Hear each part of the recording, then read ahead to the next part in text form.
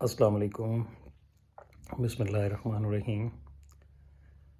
میں نے سوچا تھا کہ میں کوئی سیاسی ویلاگ نہیں کروں گا، لیکن ملک کی صورتحال کو دیکھتے ہوئے جلدی سے آپ کو 2-3 منٹ کی یہ ویڈیو میں کرنے لگا ہوں اور انالیسس دینے لگا ہوں، اور کوشش کروں گا کہ ان بائسڈ ہوں میں۔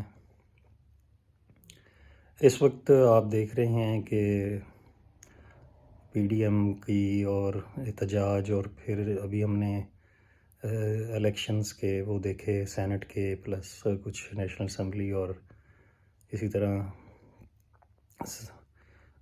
چیئرمین سینٹ کے بھی، تو پلس ہم پچھلے 2-3 سال سے دیکھ رہے ہیں جب سے پی ٹی آئی کی حکومت آئی ہے، اور کچھ نون لیگ کے جو سربراہان ہیں، لیڈرز ہیں، وہ باہر چلے گئے ہیں، کچھ ابھی کیسز کو فیس کر رہے ہیں۔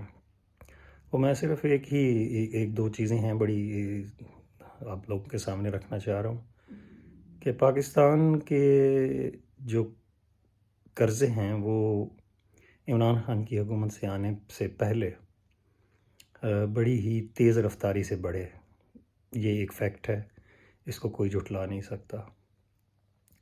اور ملٹری رولز کے علاوہ اگر آپ دیکھیں تو پیپلز پارٹی اور نون لیگ کے کوئی دور بنتے ہیں جو 15-16 سال کے ہیں، یعنی اس سے پہلے پیپلز پارٹی مخلوط حکومت کر رہی تھی، پھر نواز لیگ آ گئی، نون لیگ، اور اس سے پہلے ملٹری رول تھا، اس سے پہلے ان دونوں کے 2-3 سال کی حکومتیں ہیں، تو ٹوٹل انہوں نے 15-16 سال حکومت کی، اور اسی دور میں اگر ہم دیکھیں تو قرضے جو ہے نا وہ آسمان پر پہنچ گئے۔ لیکن پاکستان میں صرف میٹرو یا اورنج لائن ٹرین کے علاوہ کسی انسٹیٹیوشنز پہ کوئی کام نہیں ہوا۔ کرپشن اور اقربا بری اور اپنی فیوریٹزم، یہ سارا کچھ چلتا رہا، پولیس، بیوروکریسی، سب اسی طرح سے کام ہے، کوئی کسی نے اس طرف کوئی توجہ نہیں دی، جو کہ ایک فیکٹ ہے۔ اگر میں اس میں کوئی غلط نہیں کہہ رہا، اس سے میرا نہیں خیال کہ کوئی ڈس ایگری کرے گا۔ اور جب عمران خان آئے تو اس حکومت کو وہی قرضے اتنے، اور عمران خان کے ساتھ بھی تمام سیاستدان وہی ہیں جو پہلے تھے، مختلف پارٹیوں میں سے اس کے ساتھ اکٹھے ہو گئے۔ اب ایک تو تھا کہ عمران خان ان لوگوں کے ساتھ مل کر حکومت ہی نہ کرے اور انکار کر دے، سائڈ پر ہو جائے، اور ویسے بھی بڑی کمزور حکومت بن رہی تھی، اس کو ایم کیو ایم اور کیو لیگ کی سپورٹ لینی پڑی اپنی حکومت بنانے کے لیے۔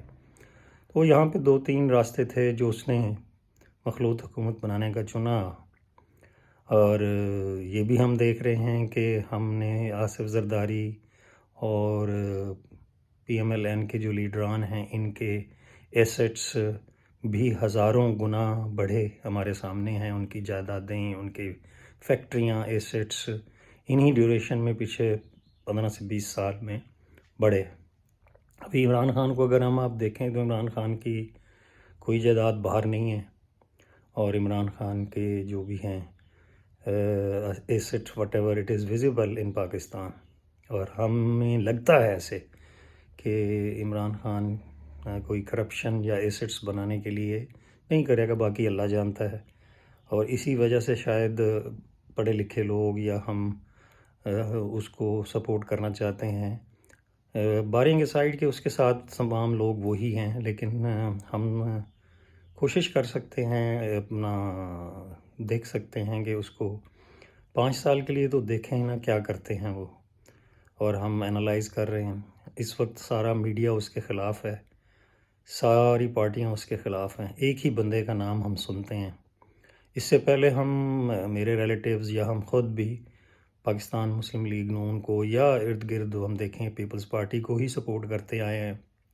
تو اگر اس دفعہ اس کو کچھ اکثریت ملی اور وہ حکومت میں آیا، تو اس کا مطلب یہی ہے کہ ہمیں سیٹسفیکشن نہیں تھی ان لوگوں پہ۔ میرے والد، میری فیملیاں، ہم سب انہی پارٹیوں کو ووٹ دیتے آئے ہیں، جماعت اسلامی بھی شامل ہے اس میں، دوسری پارٹیاں مولانا فضل الرحمان کی بھی شامل ہیں۔ لیکن اس وقت اگر اس کو وہ آیا ہوا ہے، اسی کو لیڈ کر رہا ہے، وہ اسی کو دیکھتے ہوئے لوگوں کی سپورٹ ہے۔ میرا کوئی عمران خان ریلیٹو نہیں ہے، دوست نہیں ہے۔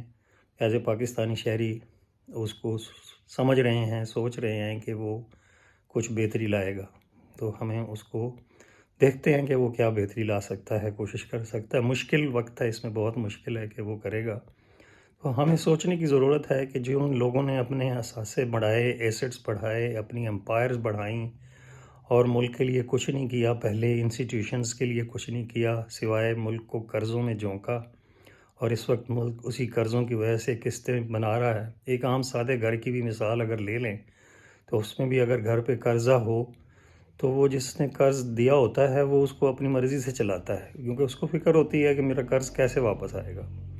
تو اس مشکل وقت میں میڈیا اگینسٹ، پارٹیز اگینسٹ ساری، تو وہ بیچارہ کوشش کر رہا ہے۔ اللہ تعالیٰ اس کو کامیاب کرے، اگر اس کو کامیاب کرے گا تو ہم سمجھتے ہیں پاکستان بھی کامیاب ہوگا۔ تو ایک یہ تھوڑی سی رائے تھی جس میں آپ سمجھ سکتے ہیں کہ جی کون سنسیئر ہے پاکستان کے ساتھ اور کون اپنی ذات کے ساتھ، اپنی فیملی کے ساتھ سنسیئر ہے۔ تو فیصلہ آپ نے کرنا ہے، اور آپ خود فیصلہ کر سکتے ہیں کون ٹھیک ہے کون غلط ہے۔ میرے اس چینل کو سبسکرائب کیجئے، اپنے دوستوں کو بتائیں، اگر بات چیت صحیح لگے تو شیئر کیجئے گا، لائک کیجئے گا۔ Thank you very much. اللہ حافظ۔